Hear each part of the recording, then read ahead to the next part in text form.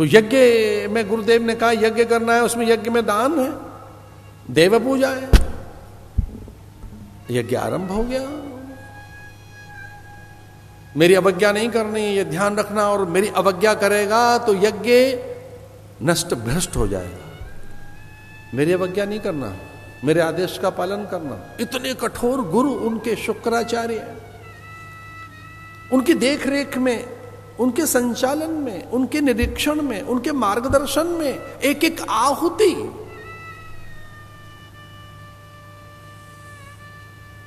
पुरोहित ने कहा मैं तेरा हित चाहता हूं। पूर्व काल से जो हमारा हित करे उसी को पुरोहित कहते हैं। एक अर्थ और है, जो प्रज्ञा का हित करे उसे पुरोहित कहते हैं।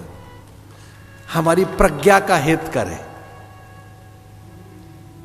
हमारे परामार्ग को सुरक्षित करे, उस पराशक्ति तक ले जाने के लिए जो हमारा साथ दे रहा है वो गुरु बल है, मंत्र बल है, वो अध्यात्म बल है।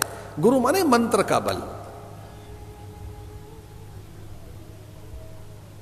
लेकिन इस यज्ञ का जो निमित्त है, इस यज्ञ का जो हेतु है, इस यज्ञ में जो मूल भावना है, उसमें कहीं खोट है, उसमें कहीं खोट है। कि ये जब कभी यज्ञ पूरा हो जाएगा, जब पूरे के पूरे 100 यज्ञ हो जाएंगे, तब हम इंद्र को दास बना लेंगे। यम वर्ण कुबेर हमारे दास होंगे। ये अप्सराएं इतराती फिरती हैं, ये मेरे आंगन में बुहारी लगाएंगे।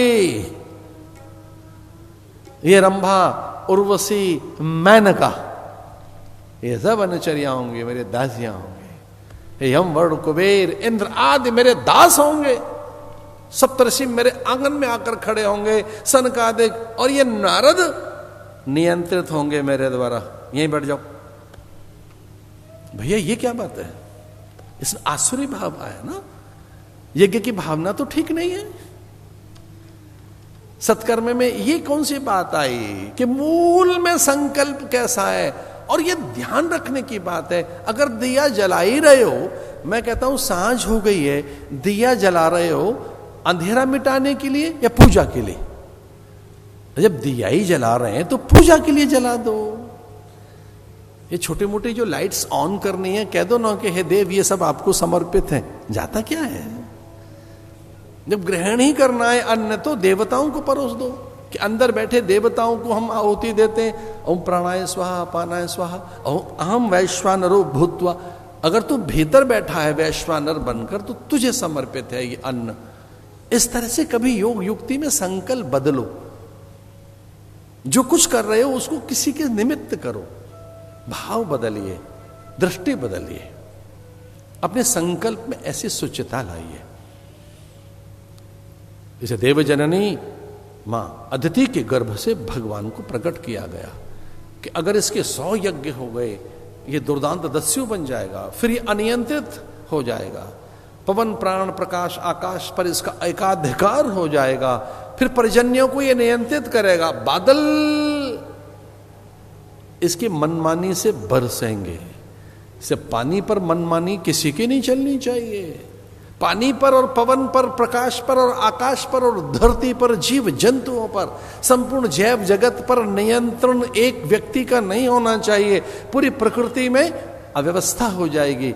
इसलिए इसके यज्ञ को भग्न किया जाए, इसके यज्ञ को अधूरा किया जाए। जो स्वयं यज्ञ पुरुष हैं उनको बुलाया गया इस कार्य के लिए कि आप अनंत हैं, अच्युत हैं।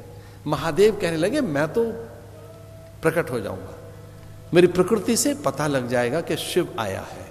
ब्रह्मा ने कहा मुझे सब जानते हैं, लेकिन नारायण आपको ऐसा रूप धारण करके जाइए कि आप पहचानने में ना आए। और अदिति ने उन्हें प्रकट किया पयोव्रत के द्वारा।